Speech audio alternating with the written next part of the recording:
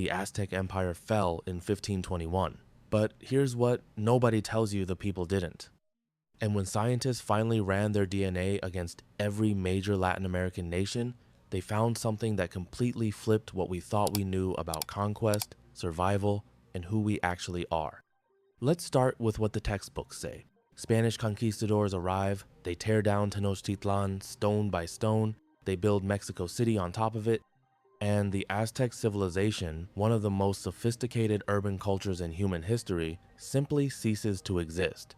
That's the version. That's what gets taught. Except genetics doesn't care about narratives. Genetics cares about truth. And the truth buried inside ancient bones and living blood turned out to be far more complicated, far more extraordinary, and honestly, far more human than anyone expected. In 2022 and into 2023, a series of landmark genomic studies did something no one had done at this scale before. They took ancient DNA extracted from Aztec burial sites, some of these samples dating back to the height of the empire, the 14th and 15th centuries, and they compared them systematically against modern population data from Mexico, Guatemala, Honduras, Colombia, Peru, Bolivia, Ecuador, Brazil, Argentina, Chile, every major Latin American nation. The researchers were expecting to trace migration patterns, maybe confirm a few things already suspected. What they got instead was a complete rewrite. Here's the first thing that shattered expectations. The genomic signature of Mexica ancestry, the people we call Aztecs, though they called themselves Mexica, didn't just survive in central Mexico. It spread. It's present, measurably, in populations as far south as northern South America. Not because the Aztec Empire ever reached there, it didn't, but because the networks of trade, intermarriage, and movement across pre-Columbian Mesoamerica were vastly more extensive than the historical record suggested. People were moving, genes were moving with them. Centuries before the Spanish arrived, there was already something like a biological thread connecting cultures across an enormous geographic range. But that's just the beginning. The more startling finding was what happened after 1521. The conventional model of conquest genetics goes like this. European men arrive, they reproduce with local women, the indigenous genetic contribution gets diluted generation by generation, and within a few centuries, you get a population that's mostly European with a minor indigenous component. That model is wrong, or at least, it's dramatically incomplete. In central Mexico specifically, the region that was the Aztec heartland, modern populations carry indigenous ancestry at rates far higher than anyone had modeled. In some communities, the pre-Columbian genetic signal isn't a trace, it's dominant. The Aztec genome didn't get erased. It persisted, it adapted. It absorbed the colonial disruption and kept going. Why does this matter? Because it changes who gets to claim continuity. There's been a century of debate in Mexico and across Latin America about the relationship between modern people and pre-Columbian civilizations. Politicians invoke Aztec heritage, artists paint it, national identities are built on it. But there was always this uncomfortable question lurking underneath: are modern Mexicans actually descended from the Aztecs, or is that just a story a nation tells itself? The DNA says it's not just a story. The biological connection is real and it is deep. Now, here's where the comparison between nations gets genuinely fascinating. When researchers mapped the distribution of Mexica-related ancestry across Latin America, they found a gradient. Predictably strong in central Mexico, measurable but decreasing as you move south through Guatemala, Honduras, Nicaragua. Then something interesting happens in Colombia and Venezuela. There's a secondary signal, unexpected, that doesn't track the geographic pattern cleanly. It suggests older migration routes, connections that predate the Aztec Empire itself, links to shared ancestral populations that eventually diverged into very different cultures separated by thousands of kilometers. The Aztecs and, say, certain Andean populations aren't connected because of the Aztec Empire. They're connected because of something much older shared origins in the deep human migrations that populated the Americas over 10,000 years ago. And then there's Brazil. Brazil is the puzzle.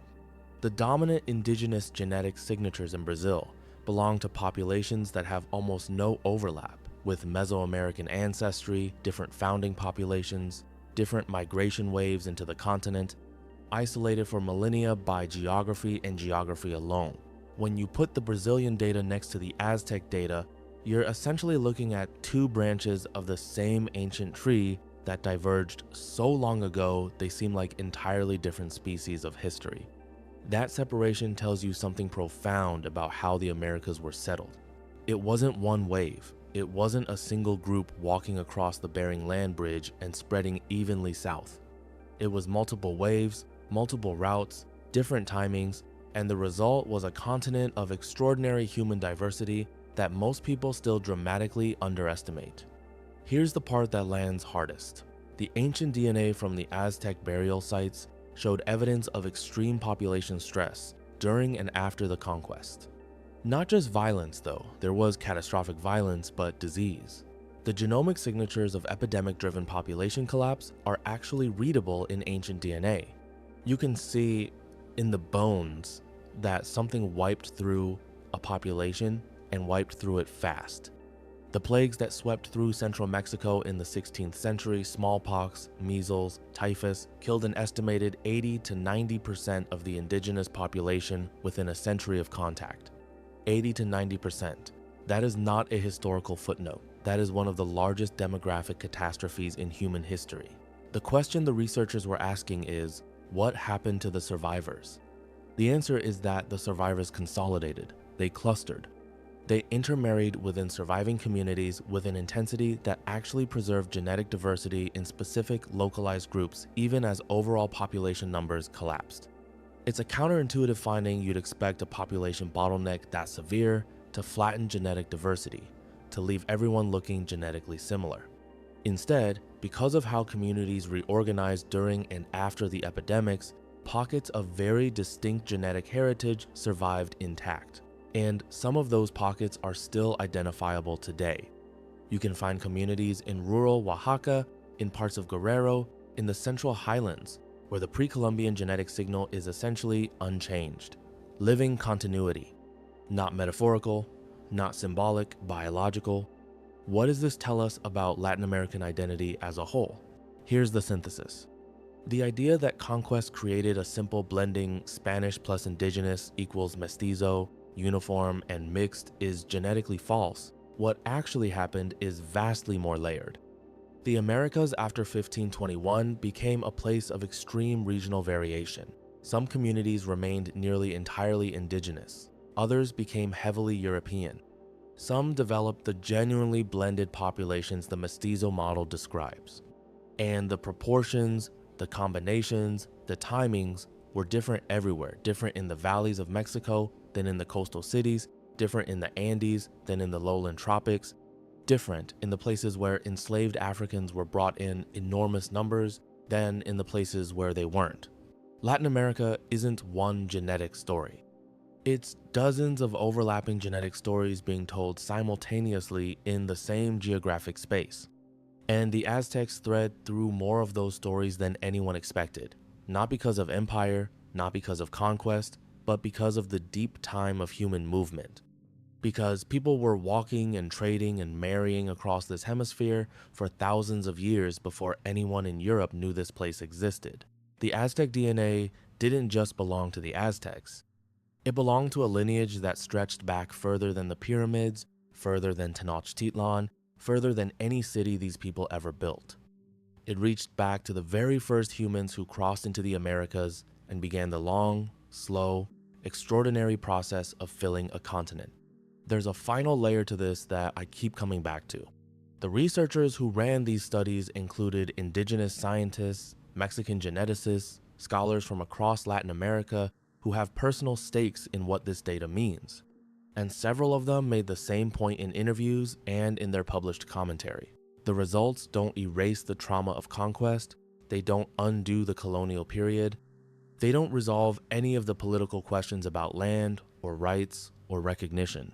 What they do is give indigenous communities something concrete to stand on when they assert that they are not remnants, not survivors of something that ended, they are continuations of something that never fully stopped. That's not a political statement dressed up as science. That's what the genome says. The Aztec Empire fell in 1521, the Aztec people didn't. And half a millennium later, we finally have the technology to prove it in a way that nobody can argue with. Not in stone, not in codex, not in oral tradition, though all of those matter, but in the most fundamental biological record there is. The blood that's been there all along. If this kind of history, the kind that lives in DNA and forces us to rethink what we thought we already knew, is the kind of thing that keeps you watching, then you're exactly who this channel is for. Hit subscribe if you haven't already, and if this video made you think about something differently, leave a comment below. I genuinely read them. What part of this surprised you most? Because I have a feeling I know the answer, but I'd rather hear it from you.